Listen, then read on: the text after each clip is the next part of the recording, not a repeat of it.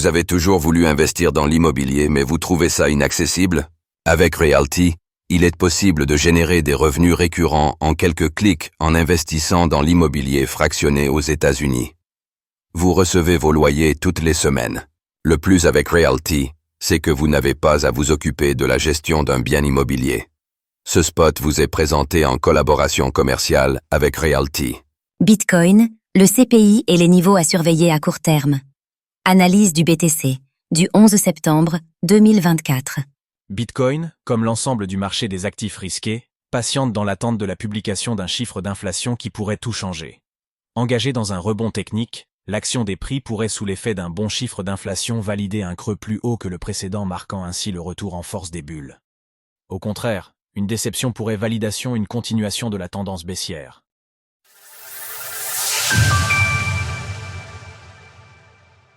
Nous sommes le mercredi 11 septembre 2024 et le cours du Bitcoin évolue autour des 56 500 $.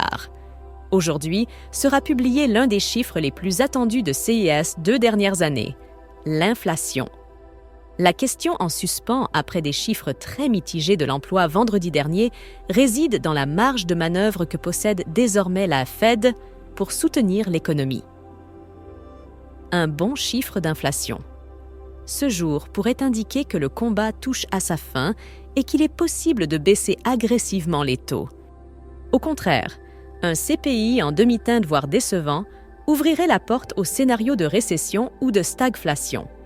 Au final, le résultat de la réunion de politique monétaire de la Fed du 18 septembre se jouera sans doute à 14h30 points. Le marché anticipe un résultat d'inflation à 2,6%, une baisse significative de 0,3% par rapport aux chiffres du mois précédent. Surfez sur le bull run en vous entourant d'experts.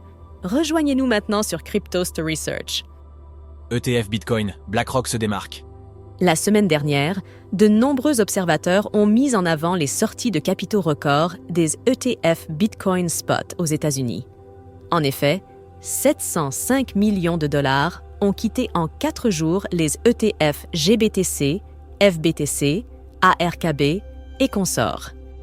La journée du mardi 3 septembre enregistre d'ailleurs la 3e position des pires journées en termes de flux de sorties nettes depuis le lancement de CES ETF avec 227,8 millions de dollars.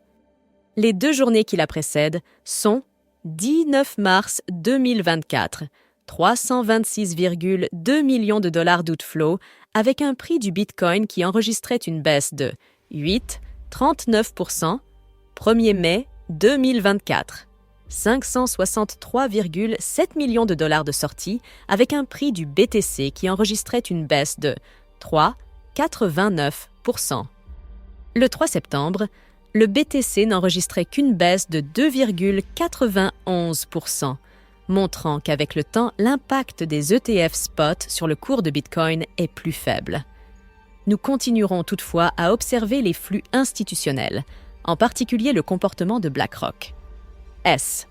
Si l'ETF de ce dernier enregistre le 9 septembre la 3e journée négative de son histoire, les ventes sont restées très modérées avec un flux net négatif de 22,6 millions de dollars. Le leader des gestionnaires de fonds semble donc arborer une position plus neutre que ses concurrents. Bitcoin, quels sont les niveaux à surveiller pour la suite? Lundi, nous évoquions ensemble le scénario d'un rebond technique qui pourrait renvoyer les prix du BTC vers les 60 000 $. Depuis, les liquidations de positions short au-dessus des 57 000 $ ont fait leur travail jusqu'à la résistance 58 143 $ qui rejette l'action des prix. Reconquérir ce niveau donnerait un excellent signal au marché en vue d'un travail à destination des résistances supérieures.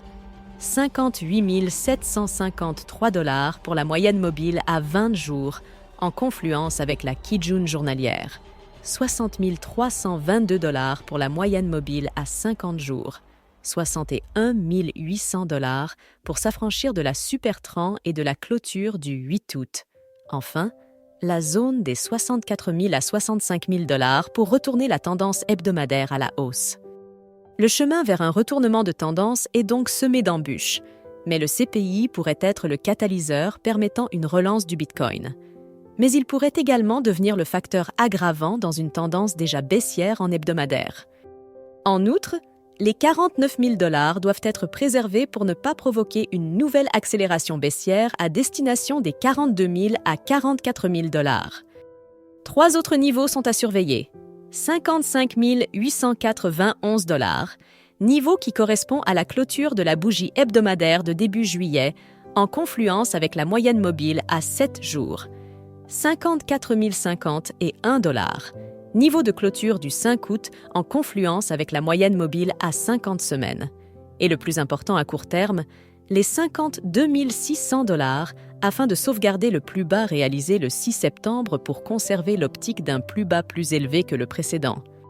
En résumé, Bitcoin, comme l'ensemble du marché des actifs risqués, patiente dans l'attente de la publication d'un chiffre d'inflation qui pourrait tout changer.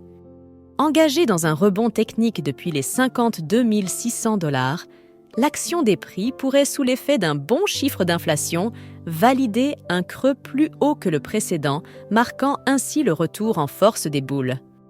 Au contraire, une déception pourrait valider une continuation de la tendance engagée ces dernières semaines en franchissant les 49 000 $ à la baisse.